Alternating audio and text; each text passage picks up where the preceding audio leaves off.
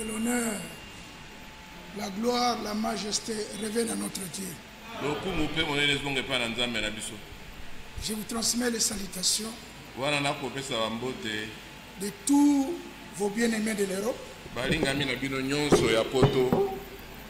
commençant par Orléans,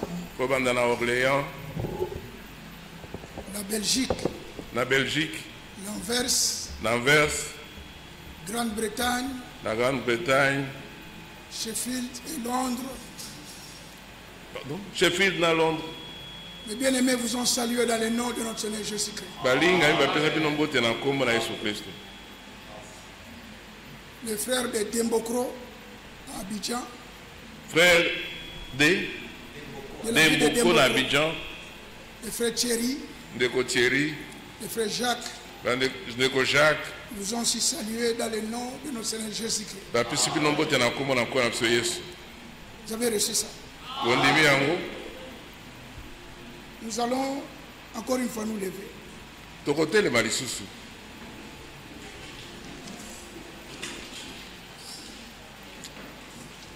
Lisons dans Isaïe. Isaïe chapitre 66. Verset 5. Verset 5.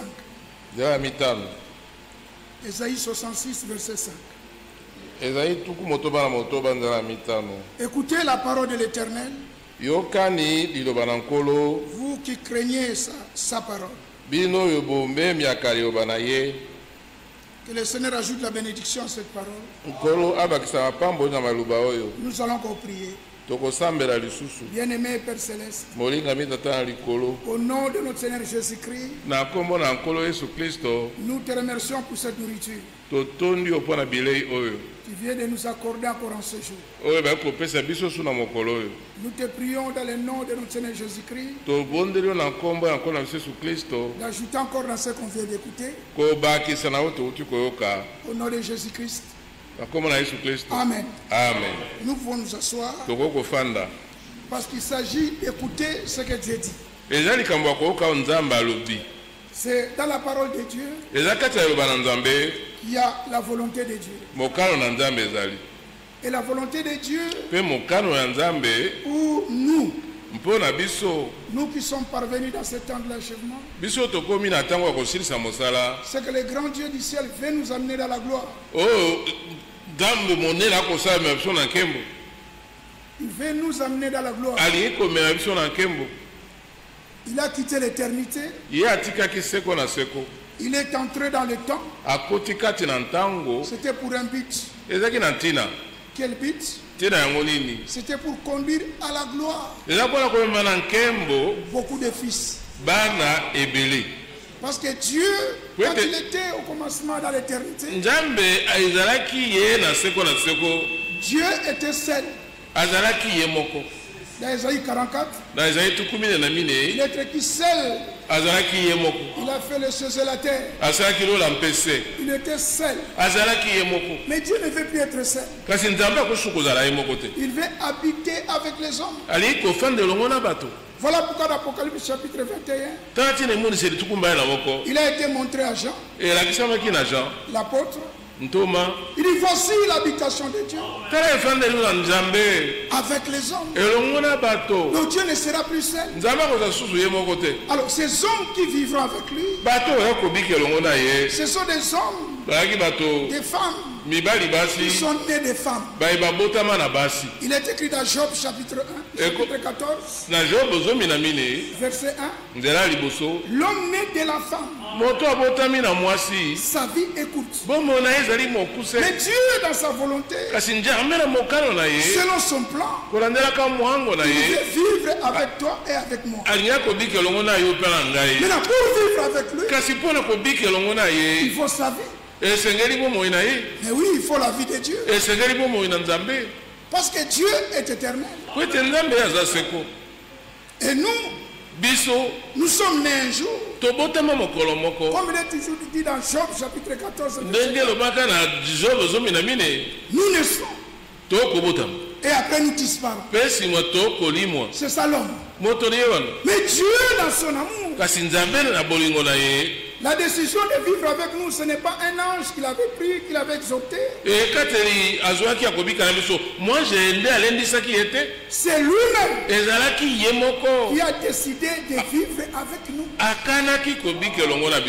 Alors, comme c'est lui qui a décidé, alors lui-même a pourvu les moyens. Les moyens qui fera que moi et toi, étant nés dans le temps, qu'on passe directement à l'éternité. Quel est le moyen pourvu par Dieu? Quel est ce moyen? Le moyen, c'est sa parole. C'est au travers de la parole de Dieu, il y a la vie. L'écriture au commencement était la parole. La parole était avec Dieu. Et la parole était Dieu. En elle, dans la parole, était la vie. Mais quelle vie? La vie éternelle. Et dans la parole. Et Dieu dans sa volonté, il veut qu'on vive avec lui dans la Jérusalem. Alors, condition pour vivre avec lui, il faut sa vie. Comme dit toujours Frère Branham, il dit la vie éternelle, on n'aura pas ça au ciel. La vie éternelle, c'est ce soir. Comme tu es assis là, il y a un miracle qui se produire. Si tu acceptes la parole de Dieu, alors que dans cette parole, il y a la sémence de vie. Il y a la vie de Dieu. Si tu acceptes ça, tout de suite là, tu passeras de la mort à la vie. Dans notre génération, il y a eu deux envoyés. Un, William Marois Branham. Deux, Ewald Frank. Il n'aura plus. Est-ce que vous avez entendu? Si vous avez entendu, dites Amen. Votre amen monte un peu. Il n'aura plus. Si vous voyez un frère se présente à vous, puis qu'il a une charge spéciale que Dieu l'a confiée, ferme ta porte. Chasse-les. C'est un démon. Bon, vous allez être un peu étonné, hein, frère, comment tu peux dire ça? Vous savez, pour les démons, nous sommes dans l'écriture. Le Seigneur dit aux croyants, il dit, voici les miracles qui vont vous accompagner. Les croyants. Il dit, à mon nom, vous chasserez les démons. Toute personne qui se lève, qui dit que moi j'ai une responsabilité, en dehors du mandat, écoutez, c'est un démon. Que votre amen monte un peu. Soyez à l'aise. Nous appartenons à Jésus-Christ. N'aimez pas quelqu'un d'autre. C'est Ewald Frank qui était dans la présence de Dieu. Mais Dieu connaissant la suite, il a établi son serviteur. Au travers de ce temps, Dieu a préparé l'épouse. Son ministère, c'est un ministère de la préparation qui n'est pas terminé. Tel que le frère Joseph l'a dit, on a pris l'homme physiquement. Matthieu 24 est rentré. Mais ce ministère est en action. Aujourd'hui, nous avons bénéficié de cela. Quand il est au verset 46, heureux ce serviteur que son maître à son arrivée va faisant ainsi. Mais c'est ce ministère qui nous accompagne jusqu'à notre départ. Si vous avez compris ça, dites Amen. Je vais d'abord écouter votre toute personne qui s'oppose à ce que Dieu fait maintenant, il est en dehors de la volonté de Dieu. Ne l'écoutez pas. Ne les recevez pas. Maintenant, écoutez, je termine par ça. 1 Corinthiens. 1 Corinthiens chapitre 5. Ne l'écoutez pas. C'est votre droit. Si tu veux voir les faux aujourd'hui, c'est tous ceux qui méprisent. L'Esprit de Dieu a dit ça. Et quand le diable agit, il méprise ce que Dieu fait. Tout groupe de personnes qui méprisent ce que Dieu fait aujourd'hui, ils sont en dehors. Et en eux, il y a les levains. Mais le Seigneur nous a dit ceci. Faites disparaître les levains. Ça, c'est tabac. Refusez tous ces démoniaques qui disent qu'il faut les refuser. 1 Corinthiens chapitre 5. Verset 7. Faites disparaître le vieux levain, afin que vous soyez une pâte nouvelle. Puisque vous êtes sans levain. Écoutez, car Christ est notre Pâque, a été immolé. Alors célébrons donc la fête. Non avec du vieux levain. Non avec un levain de malice et de méchanceté. Mais avec le pain sans levain, de la pureté et de la vérité. Vous avez lu ça?